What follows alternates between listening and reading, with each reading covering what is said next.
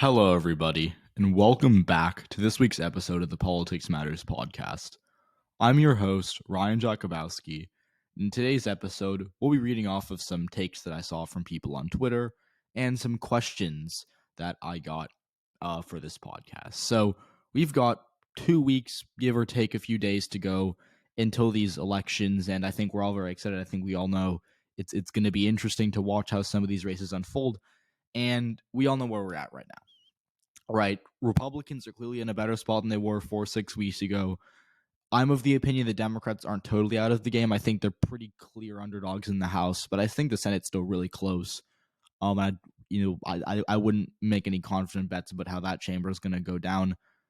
But yeah, let's talk about some questions. So I tweeted on Tuesday night, or Tuesday afternoon rather, quick, ask me any midterm question. I'll give my response or take on it in the next episode of the Politics Matters podcast. And so I got a good amount of responses. Thank you to everyone who responded, and try to get to as many as I can. Obviously, some of the questions are repeats, some of them are similar, and I have not filtered those out. So what I'll be doing is I might read a question out, and I'll just have to say, oh, I already talked about that. So if you're coming here specifically for your question, I'll make sure to let you know when I get to it. But let's get into it here because we have a good amount of questions, and I don't want to waste any more of your time. So the first we've got is from Joe, and he says, at what generic ballot do you think is the tipping point for the major Senate races? So that's a really interesting question by Joe. Thank you for your question, obviously. And I think, so let's just go through this here. Functionally, Ohio, Wisconsin, they're off the table for the Democrats. They're going Republican no matter what, right? I think Ohio we've known for a while. Wisconsin, I don't see how Ron John loses at this point. The flip side of that is Washington, Colorado are pretty much off the table for the GOP. New Hampshire, New Hampshire and North Carolina are both long shots. I think that they chances exist for Bolduc and Beasley, but I wouldn't really bet on it. I wouldn't even say it's within striking distance right now, especially with how the early vote's looking for Democrats in North Carolina, and on the flip side, how Republicans, I just don't really think they're actually competitive in New Hampshire. And so, let's say Republicans are at 49, right? Throw in North Carolina. Say Democrats are at 47. That comes down to the big four races. And I think that, I guess we'll do this from the Democrats building up. I'm pretty confident Democrats are going to win Georgia. I know a lot of people still have it in the Republican column. I'm pretty confident Democrats have it. The early vote numbers are about 1.5 points ahead of where they were even at this point in 2021 when Democrats won the runoffs. Herschel Walker is probably going to underperform Loeffler and Perdue in the suburbs based on trends, candidate quality, and just the Dobbs decision in general. And I also am of the opinion that when you look at Georgia is one of the states where I think national partisanship matters a bit less because the Georgia Democrats have insane black turnout no matter what.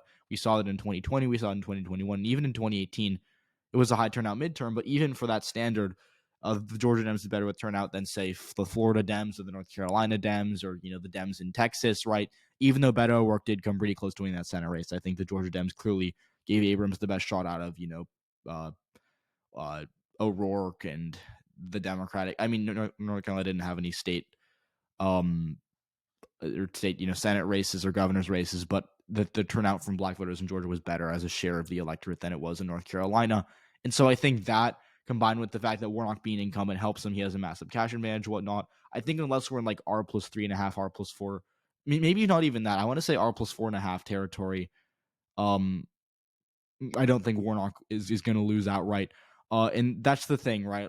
I think anything above R plus 2.5, R plus 3 gets you to a runoff, but I think Warnock will win a runoff unless we have somehow an R plus 8 environment.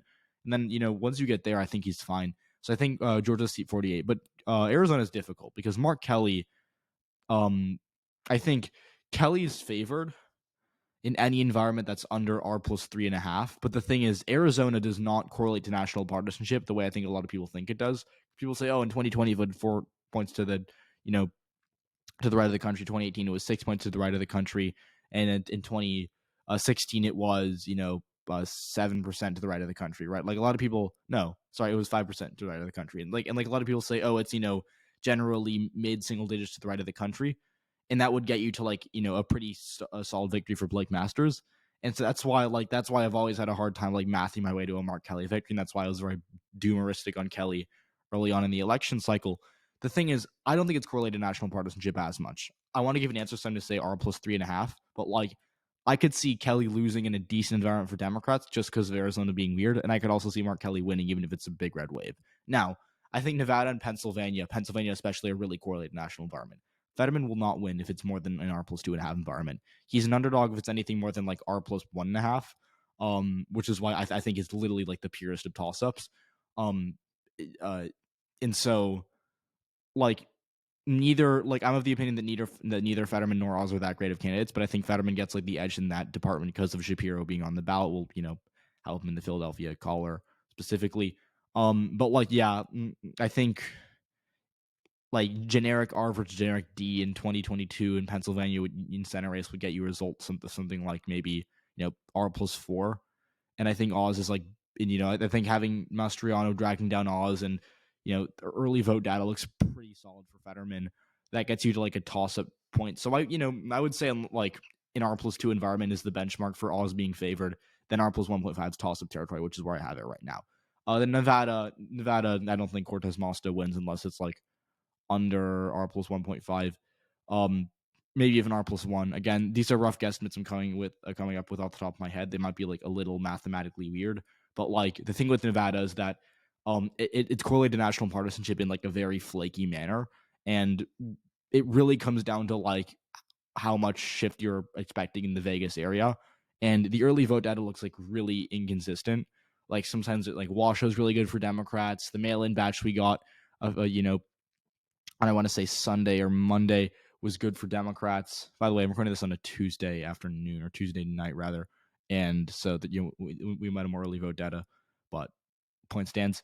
So yeah, I would think like Laxalt's favored for me right now, and I'm obviously in a bit of a Republican leaning environment. I think a little less so than other people, but like yeah, I could see Cortez Masto winning in like in R plus 0.5, but I don't see. I have a hard time seeing her winning in like an R plus 2. So Cortez Masto, I think that's why she's in real trouble because like unless Democrats do a lot better in the national environment than like a lot of people are expecting, I think it goes Republican. So thank you for your question. That was a very long answer. Hopefully my other answers won't be as long as that, but I think it's interesting because there's a lot to inspect there. U.S. elections analysis asks, well, got me tripped up there. Do you believe there will be a big amount of Kelly Lake voters, assuming he means Arizona? Yes. I think that like, and the thing is, it's pretty hard to imagine a Kelly Lake voter because I think, well, I mean, obviously not everyone listening to this agrees with this, but Blake Masters and Carrie Lake are both pretty crazy. But Lake is doing 5-6% better on average than Masters in the polls, and I think that's because of two things. First of all, I think we all agree Hobbs is running a god awful campaign. I could literally teach a college class on how not to run a campaign, and I could literally just read out the Wikipedia page for the 2022 Arizona governor's race after Katie Hobbs inevitably blows this winnable race. Like originally, I was like a bigger, like not a fan, but like I was originally kind of like, oh well, Katie Hobbs will turn it around, right? She has not turned it around, and this pains me to say because I hate Carrie Lake and I hate the fact that she'll be the next governor of Arizona. But like, yeah, Katie Hobbs is a disaster. She will not debate like despite being in a toss up to our leaning race. She will not like her I've seen no outreach, especially with Hispanic voters in a state that's like over 35% or somewhere like 35% Hispanic. She does not excite the base in any way. She's not like even that great for the suburbs. Like I don't think she's bad for the suburbs, but like she hasn't, like her campaign hasn't been about something. Like Lakes has been like decently, border security, crime, right? Like cool, not amazing, not amazing. I think for like it isn't tailor made for suburban voters, but like it's good enough. And it's good enough to get you both the base and a majority or a chunk of the suburban voters that you're looking for, right? What's Hobbs doing? I don't even know what her campaign's about. Like, yeah, I'm not from Arizona, so I don't get the blitz of ads that I'm sure both Hobbs and Lake are putting out. But like, yeah, I'm pretty surprised that we haven't, we're 2 weeks away from the election. We can't define Katie Hobbs' campaign, right? Like, Fetterman, I will say, but build expletive in America, cool, big guy trying to take on the establishment. Like, that's the vibe you get from his campaign. Blake Masters, at least, who I think is going down, but at least he has like, theme of border security, and he's kind of flip-flop on abortion, but at least he's trying, like most campaigns you can like name the centerpiece of the cornerstone of it. What is Hobbs doing? I don't know. And so that in and of itself produces a lot of people who are going to vote for Mark Kelly because they don't like Blake Masters, because Kelly's already the incumbent. He's decently popular, and they're just going to pivot by default to Kari Lake. Maybe they don't know enough about her. Maybe it's just that Kari Lake's running a better campaign than expected and hasn't gone down the Mastriano rabbit hole, right? But clearly, Hobbs has been underperforming almost everyone's expectations here. And additionally, I think point two of that is that Arizona is a Republican state down ballot. Like, yes, obviously Biden won it. Mark Kelly and Kirsten Sinema are the two Democratic senators from the state. But I think in almost every poll we've seen, especially in Senate polls, generic R will be doing better than generic D, or at least generic R will be outrunning Blake Masters significantly, because there's a good amount of Biden, Sinema 2018, Biden, Kelly 2020 voters who still call themselves Republicans. They're not really Republicans. They're probably going to vote for Kelly in 2022, and a lot of them are going to vote for Hobbs. But there's a good chunk of those voters who will identify as Republicans but are really just voting for Democrats, unless it's a random mayoral race or whatnot.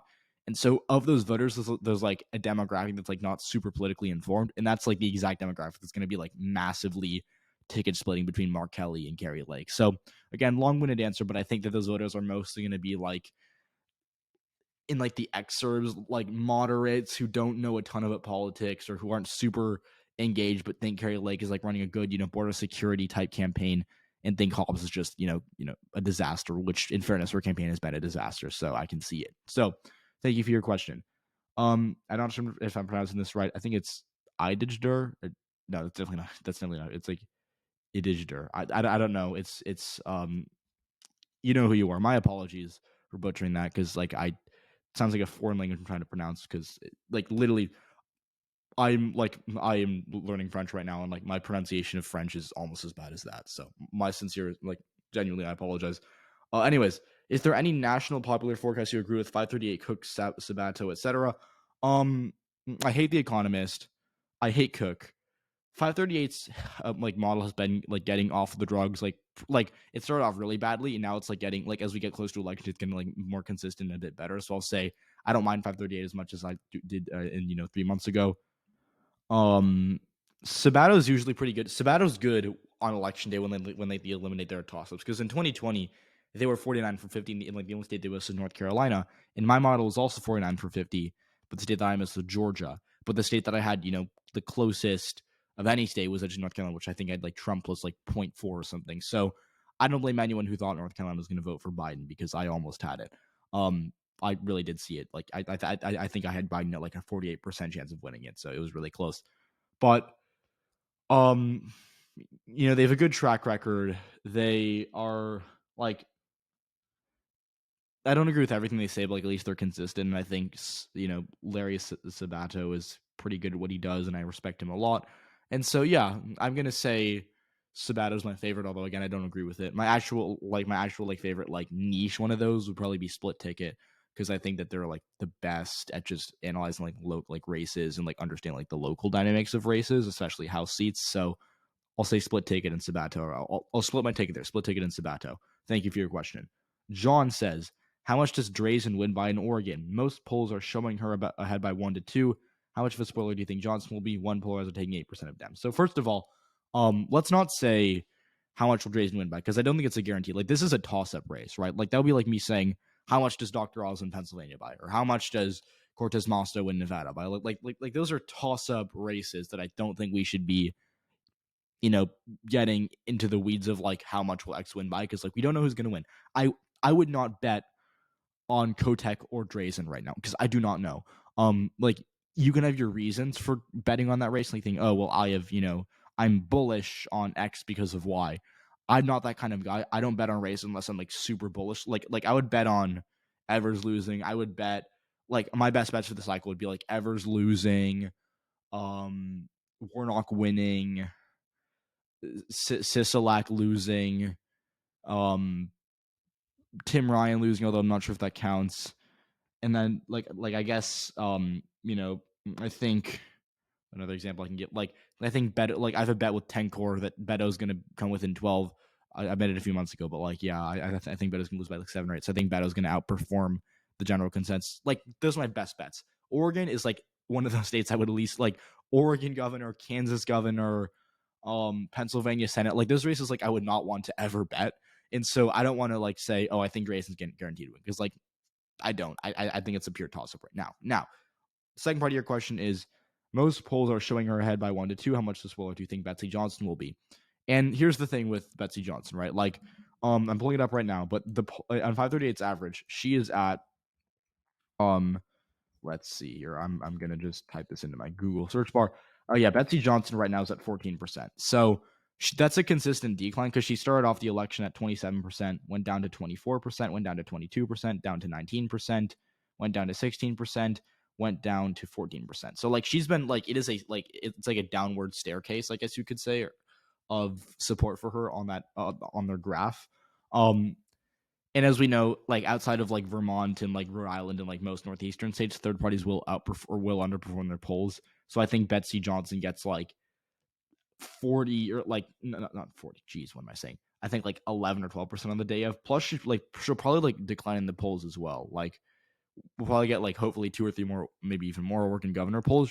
Like she'll probably keep declining in nonpartisan polls. So I think that she's gonna like she'll still get 10, 12, 13% of the vote, but she's gonna take away more votes from Kotek. But I don't like that's why I don't know, because like it might not be enough. Because like say she gets 10% of the vote, Kotek probably wins like something like that, like 46 to 44 or something like that, right? It's like I don't like it's just I don't know. And so also I'll say the more Johnson declines, the better it is for Kotek. But like I can't give you like an accurate guess, because it's just such a hard race to predict. Now, like the only definitive Oregon take that I do have is that if Johnson gets to 15% of the vote on election day, Kotek is like in a lean, borderline likely R race. And if Johnson somehow gets like 17%, it is so over for the Democrats in Oregon. So yeah, thank you for your question. Now, Trump plus 30 county Dem says Michigan 10 is it lean R or likely R? Would you be shocked if it's a Dem hold? So it's likely R.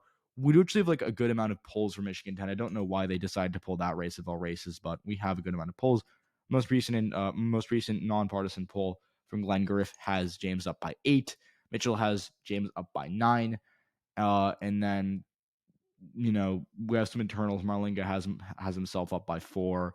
James has himself up by 6%. Again, 538's average has it a 6-point lead for James. And this is a prime example of a seat where the poll is like likely to overestimate Democratic support. So like if you apply standard Miss Western polling miss, I think James went by like 8 or 9. I think it's gonna be closer to 6, but like yeah. Marlinga's problem is that he has no money. And yes, Whitmer's probably going to carry the district at the top of the ticket. And yes, the abortion referendum is going to pass it. But like, yeah, Marlinga has no money. Like James is like already a statewide name. And I know James isn't perfect. I think he's a bit overrated of a candidate, but like he's pretty clearly, he's pretty clearly built up a statewide profile. And that's why he was able to kind of just grab the seat very early on before any other Republicans could declare. So it's a likely R race for me. Now, I'd be pretty surprised if Marlinga was able to pull it off. Like Marlinga winning would be like pretty indicative of a Democratic House, barring like a total suburban collapse, which I don't think will happen, obviously. But he won't win, and I say that pretty confidently, because for Marlinga to win, he'd have to get like all the Whitmer ancestral Whitmer Trump voters to back him.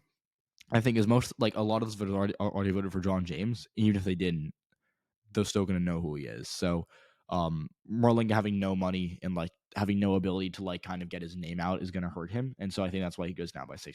Plus the poll is just really bad for him. So yeah. Cloud Follower says, what percent chance do you think there is of a 60 plus GOP senators after 2024? None. And I'll tell you why. Let's just here. I can't share my screen because this is a podcast, but like I will literally do this with you right now. All right. So let's just say, just for fun, okay? Just to see where this can go. Like, just imagine that the Republicans are able to get to 53 Senate seats, okay? So they'd be winning Ohio, Wisconsin, North Carolina. They'd be, holding on to Pennsylvania. Then they'd be picking up Nevada, Arizona, and Georgia, okay? What are the seats that are up in 2024 that they could win? They would automatically probably flip, West Virginia, Montana, and Ohio, they would, that would get them to 56. At that point, they would, probably be at, they'd be at 56. At that point, they'd be looking at Sinema's seat, Rosen seat. That's 58. And then beyond that, it's pretty hard. Like Stabenow, maybe. Baldwin, maybe. But you need to win every single seat for that to happen. And the thing is, yes, those 10 seats are theoretically in play for them, but it is super unlikely that all 10 go red. Like, just mathematically, I would doubt that the Democrats will go literally over 10 on those seats, a lot of which are lean D. Like Arizona, like Kelly probably won't lose. I don't think that Michigan's going to flip. Even Nevada, I think, is okay. So, yeah, I don't really know where that conception comes from, but I think it's going to be pretty hard for the GOP to get to 60 plus Senate seats for 2024. But thank you for your question. Governor Beatrice says, which races do you think are the best contenders to be upsets this year? This is always a fun question because it makes you think outside the box. And most answers would be Oklahoma governor, New York governor. But the thing is, those races have already become hyped up. So let's talk about a race, governor and Senate race, that I think has been hyped a little bit, but not super hyped up. So I'll say governor's race would be New Mexico because I've always said this. There's a lot of room for things that happen in New Mexico. I could see Michelle Longish win by 7 or 8. She's polling really well right now. Ron DeSantis' campaign has been lackluster, and there's always a chance that New Mexico just reverts back to being blue because it's been blue. 2018 was really blue, and Ron Chetty hasn't, like I said, he just hasn't been polling well, and it just doesn't have any momentum. Now, on the flip side, like in 2014, Hispanic turnout could totally collapse. Michelle Longish will turn out, could potentially turn out to be as unpopular of an incumbent as I think a lot of people assume she would be. And Ron Chetty would, build on his 2020 statewide performance. So I think any result between Ron Chetty +2 and Michelle Longish +8 is in the cards. My guess, as always, I'm going to go with the mean. I think Michelle Longish wins by 3.5 or 4. But a lot of things can happen. I think, a lot of people have it as likely D. To me, it's lean D. And I think it has a real chance of actually being competitive. Now, Senate. Let's look Senate races. North Carolina is a dark horse at this point because I think the early vote does it doesn't it isn't terrible for Democrats. It isn't Beasley lose by 8. Terrible, but it's looking not great. Now this isn't early vote data that would get you to the point where it's oh yeah, Beasley can win. So I think North Carolina Dems are trying to pick it up in these upcoming weeks, which I hope they can. I don't think they will, but if they can, it's an upset pick. If not, and if things stay the way they are, Arizona. I think people counted out Masters too early, and back in August, September. And I think McConnell thinks Masters is going to lose. I think he has a chance. I think Masters is really close, and I think people could be surprised by how little Kelly could end up winning by. So I'll say Arizona, North Carolina, New Mexico are some races I want to throw out there. Not Tetra asks, are Dems doing early voting in Nevada? No. Let's I don't want to seem like I'm snapping at this commenter because obviously I know it's acting in good faith, but the whole Cortez, Masto, and Sisolak are done thing is such utter. It's such an overreaction. I saw someone say on Twitter oh, luckily the Democrat, the batch of early mail or the batch of mail-in votes were pretty good for Democrats because I would move to likely are, right? And I'm even if Republicans outvoted Democrats in the mail-in vote, I would not have moved from toss-up. You know why? Because John Ralston has moved from toss-up. And John Ralston is the only person qualified to be making predictions of Nevada off of their early vote data. People on Twitter are not qualified to do that. Only John Ralston is. And so I'm not going to sit here and say, well, I just mathed it out, guys, and I just got a D+2 result in, Washoe County, right? What I will be doing is I will be saying it is not over. Cortez Masto Democrats, specifically Cortez Masto and Sisolak, Democrats did quite well with that mail-in batch we got on Sunday night. They did about what they'd expect. They ran about even with 2020 and 2018. They didn't do amazingly with the early votes, but literally there was a sandstorm happening while that was happening. And also Trump won the early vote by 13 points. And also Nevada it's an all mail-in state. So you have to go out of your way to fill out, you have to go out of your way to not fill out a mail-in ballot and instead go vote in person. And that is a more Republican demographic. So early voting in Georgia, blue. Early voting in Pennsylvania, blue.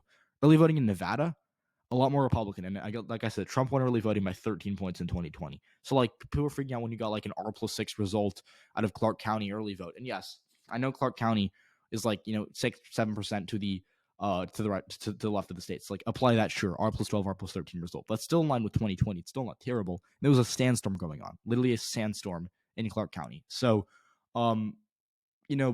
let's just like lay off Nevada. It's still a toss up. I think the governor's race was bad. It was bad for Sisolak, but it's been bad for a while. It's not bad because of early votes. And I think Cortez Masto is an underdog, but like I'm not I'm not going to move it. So stick to John Ralston, guys. Let's not do the Nevada thing again, because like in 2020, there are like a lot of people who said back in like early October that like Nevada was going to be Biden +7, and it was like what? Yeah. So let's just not do this now. Will early vote analysis of Georgia and Nevada tell us enough to generalize for the entire country? Nevada, I think we know how I feel about that. There's literally nothing you can take away other than wait for John Ralston's takes. Georgia, you can learn a lot about Georgia because, again, right now, and I'm pulling it up just so I can get this right, but I think black turnout is like 32.1%. And like that's pretty good. We have just under 1 million votes cast, and that's like that's good turnout for Democrats. Wouldn't make up 55% of the electorate. The black vote is up relative to 2021. And, I would say it's pretty good for Georgia. Nationally, I wouldn't take anything away from Georgia, though, because the Georgia Democrats are like really good at their job, whereas Democrats across the country can be mixed. So I'll say keep your Georgia analysis to Georgia specifically and don't apply it to the other states.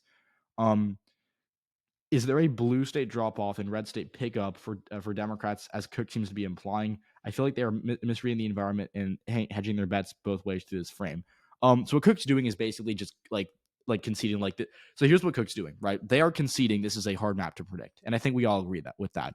So instead of actually trying to get seats right individually, they're trying to get like a number, right? Like they're trying to get Republicans at X seats, right? And the thing is, it'll work out for them in the end because like they're gonna have so many seats as toss-ups, but like their individual seat projections are gonna look terrible because like they'll have like D+12 seats as toss-ups and then seats to the vote like R+1 as likely are, and like it's just gonna look really bad for them. And additionally, like the moves that they made, that we saw on Tuesday were like so inconsistent. They had like Sean Patrick Maloney moving to toss up, but they, also coinciding with that was the rural Iowa seat moving to lean on from likely. And it's like, no, if Sean Patrick Maloney is in a toss up race, that seat is borderline safer.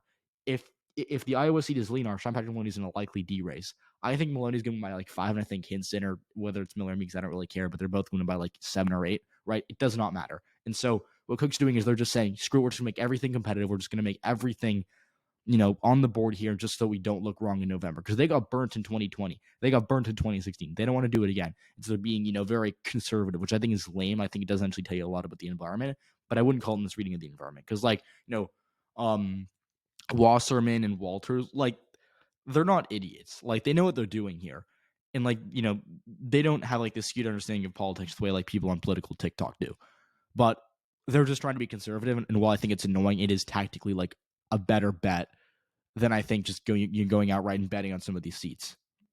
Which race will be Ted the Political Enjoyer is asking, which race will be the surprise of the year if there is one? Again, I think that kind of ties into upsets. I think it could be New Mexico governor. I think it could be Arizona, North Carolina Senate. I don't know. Like the thing with predicting upsets is that it's like counterintuitive because upsets aren't supposed to happen. And like you can think, oh, well, maybe, but like it shouldn't happen. And so like generally speaking, like forced hot takes aren't great. And like in all honesty, I'm not seeing like any major upsets right now, like aside from like maybe Ronchetti and Masters. But like, yeah, besides that, I'm decently confident that like the statewide race is gonna be pretty easy to like, not easy to predict, but like I think we know the races that are toss-ups. I think we know the races that are lean and likely, and I think we know the races that are safe, right? So I'm not gonna be buying into the Oklahoma stuff. I won't be buying into the New York stuff because it's just it's just a bunch of noise. So yeah, like I don't think there'll be any big upsets this year. What's your opinion on the Utah race? I'm assuming this is a Senate race. I actually wrote about it, so please do go read that. I'm not sure if I tweeted it up, but I did write about it. McMullen has no chance. He literally has about the same chance that Biden did winning it in 2020, which is also 0. And I'll tell you why. Like the big misconception about Utah from people on election Twitter is that McMullen can win because it's like only a Trump +20 state. It's like, oh, okay. Trump plus 20, right? 59-39 in favor of Trump. Let's take away some points, from Lee because he's not the great of an incumbent. Rural turnout will be down a little bit. Salt Lake City turnout will be up a little bit. McMullen's an independent, so it makes, Republicans more likely to cross over and vote for him. And that, puts you in a spot where it's like maybe a competitive race. The thing is, Utah was 59-39 for Trump. But if you look at like the 2020 governor's race, the 2018 Senate race, to the 2016 Senate race, I did the math. It's something like an R plus 33 result, right? It's like the state just hates Trump really, and down ballot it's like 10-12% more Republicans. So even though Lee's like not that spectacular of an incumbent, and yes, McMullen's like better than your average Democrat, most of the super conservative Romney Republicans who just voted for Biden in 2020 are still going to vote for Mike Lee just because he's not offensive enough to lose. So McMullen has no chance. He has I unironically think like McMullen has like less of a chance of winning than people compared to like Stacey Abrams. Like Abrams has like exponentially better chance of winning than McMullen. So basically, he has no chance. I believe South Texas Dem says, I believe you have Dems winning all or most of Oregon's competitive House seats. Why do you have them rated Democrat when polls have that down? So first of all, I'm doing a House prediction on YouTube. Again, my YouTube is unbiased election predictions. YouTube. It is going to be out, I think, on Friday or Saturday, maybe. I don't know. But basically, I have revised my Oregon 5 prediction. I think Lori Chavez DeRamer is going to beat McLeod Skinner. And I think it's going to be by like 1.5 points. Tina Kodak's going to do poorly statewide. And Democrats have like kind of like not triage, but like they don't think they're going to win anymore, which is pretty concerning for them because like it's a D plus 9 seat. Like they should be winning that. Like they gerrymandered it to be winnable. So great job, National Democrats, spending on O'Halloran, but not McLeod Skinner. Cannot wait. But anyways, yeah, I think this is a seat where the Democrats are going to do like pretty poorly compared to like where they'd be doing in like other seats that are similar partisanship wise in other states. So I think that seat goes down. And then as for Val Hoyle and Andrea Salinas, that's the 4th and 6th district, I believe, respectively. Those seats should be Democratic. I think they're borderline likely D. They're going to go like D plus 6, D plus 7. We have like some bad R internal polls that show the race like, Republican leaning. But again, that's really just internals being goofy. And if you believe those polls, then you also believe the Center Street polls and, polls that show Scott Perry in a close race and the polls that show, Oklahoma's lean D and South Dakota in a close race. And, the internal polls rabbit hole just is awful. So I hate it. So, yeah, let's just, I think, talk about Oregon independently of other states because like people have been pointing to Democrats triaging McLeod Skinner as like, oh, it's proof this is a red wave. Yeah, like a bit, but I think it's mostly just because McLeod Skinner is not like the ideal candidate for Democrats for whatever reason, and also Chavez DeRamer is a good candidate, and Kotek is going to do pretty poorly statewide. So, yeah, thank you for your question, South Texas Dem. That is all of the non-repeat and relevant questions that I saw in this Twitter post. Thank you so much for following me on Twitter. Thank you so much for tweeting at me and asking these questions. I think this is good podcast material. I think it's fun to do these. And after election day, I'll read out some takes that I think age well, didn't age well. I'll probably have some tweets in the Hall of Fame here that I think are going to do well. But yeah, so again, if you want to tag me on Twitter, if you want to tweet at me, I'm at Ryan Jakubowski. It's pretty simple. Ryan Jakubowski, just that's my handle. Go follow me on YouTube, Unbiased Election Predictions. Go read my Substack, read my writing there. It's uepyt.substack.com. And yeah, you can follow the podcast on Twitter at PMPodcast22. If you're on YouTube, like the video. If you're on Spotify or Apple Podcast, share the video with any other people who you think would benefit from listening to the podcast. So again, thank you for listening. If you were featured, thank you for tweeting at me, giving me content. It's always great when I can just use other people's thoughts as my content and give my reactions to it. So again, I greatly appreciate all who participated and have a great rest of your week. I'll see you guys on Sunday.